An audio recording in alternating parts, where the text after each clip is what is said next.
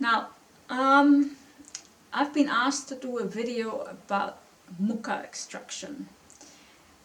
Now, the problem with that is that I think that should be shown one-on-one, person to person. There's a lot of things in weaving that should be shown person to person, so the person who's teaching can straight away, show you, where you're going wrong, what you're doing right, what may be the problem, what may not be the problem, because Muka extraction has a lot of factors in it. So it starts with the right shell, the right type of New Zealand flax, harakeke. If you have one that just doesn't want to strip, then there's not much you can do. The problem is if you have a teacher who's right there with you at the time, they can tell you that straight away. Or they would take you to the bush where you can harvest from. That is good in their experience. I still would recommend you find someone in your neighborhood or where you can go to for wānanga and tutorials on a regular basis, or even just once, twice a year, to a person who can take you under their wings.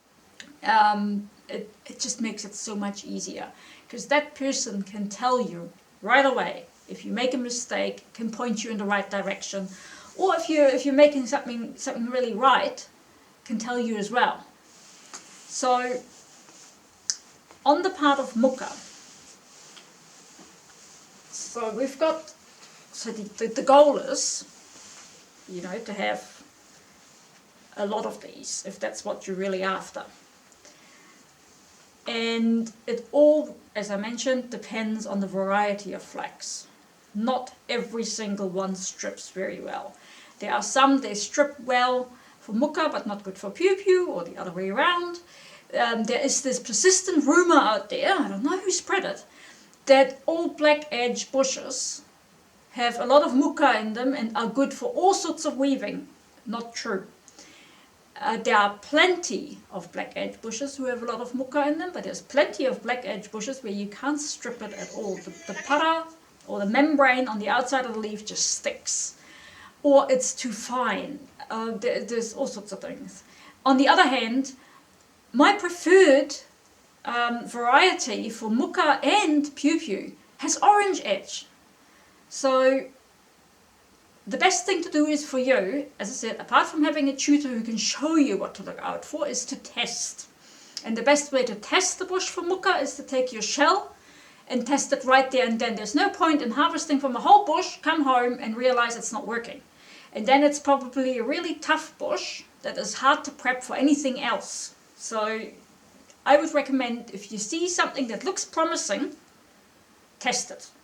And not all that are stand straight are good for Muka. Equally, not all that are droopy are bad for Muka. So it's really, really in the testing. So there's, for example, there's a variety, Taiori.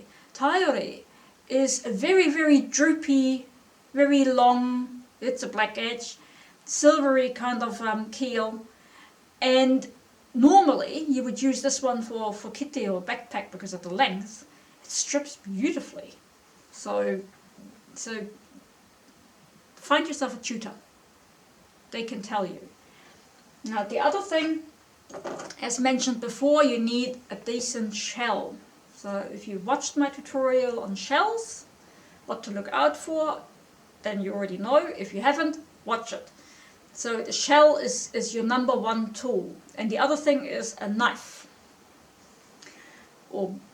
Knife or a piece of obsidian, but ideally a knife.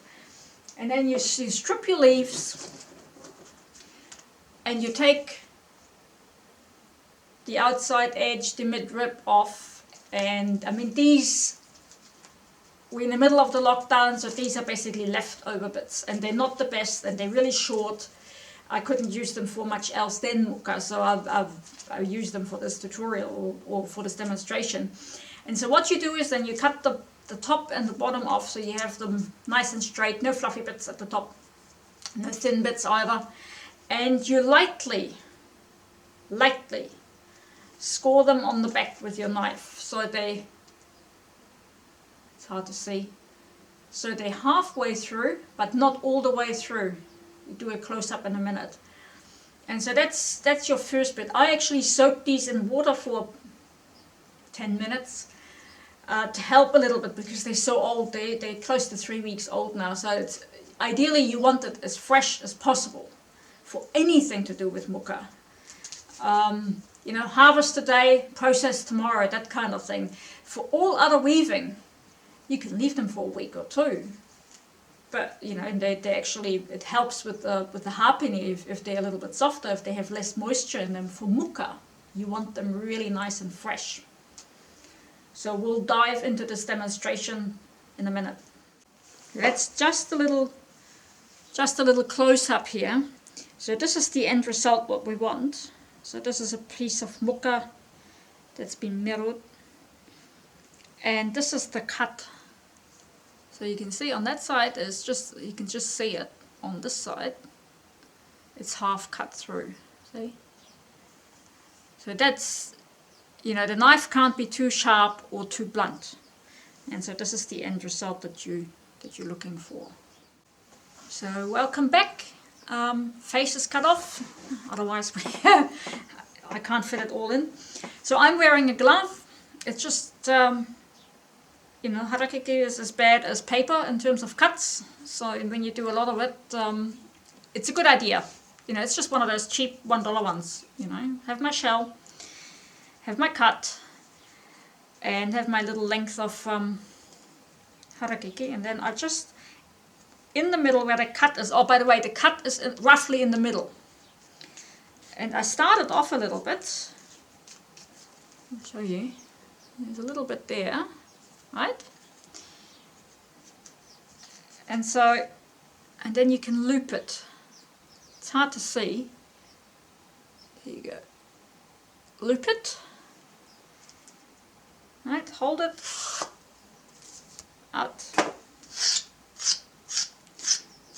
Got a tarpaulin in the bin under here, so the rubbish goes straight in. I always start with the thin end, but at the end of the day it's up to you if you start with the thin end or the big end, or the thick end. Same sort of thing, other side, looping. Take the putter off.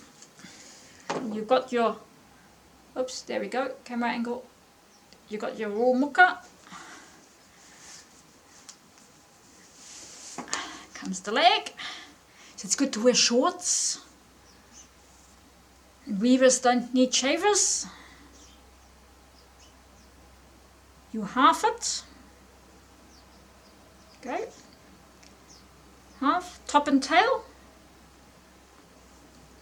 A little bit of spit and water. And then, oops, demonstration gone wrong. Right down.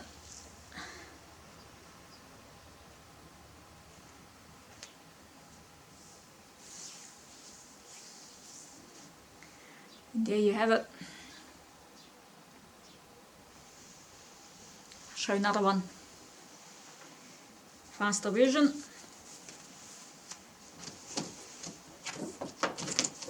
Piece. Hold it.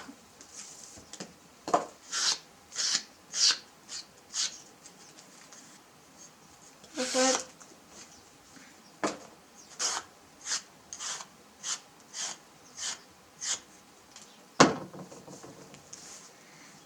You can do a couple of these and then do this process, the second process, at a little later stage. A lot of people do that actually.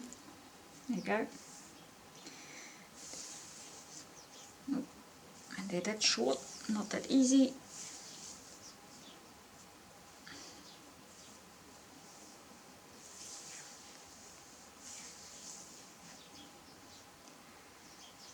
And there you have it, little ropes. I have seen the same procedure being done with the help of teeth and other tools with other materials, bark.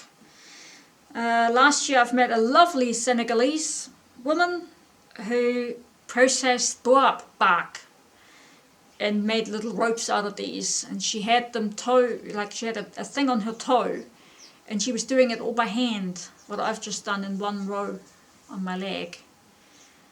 So, and these ones, like these short ones, I use them for handles and things like that. But obviously you want to make them long if you want to make a kākahu of some description. Anyway, so that's my take on extracting muka. It's not for the faint-hearted. So happy Easter and happy weaving, everybody.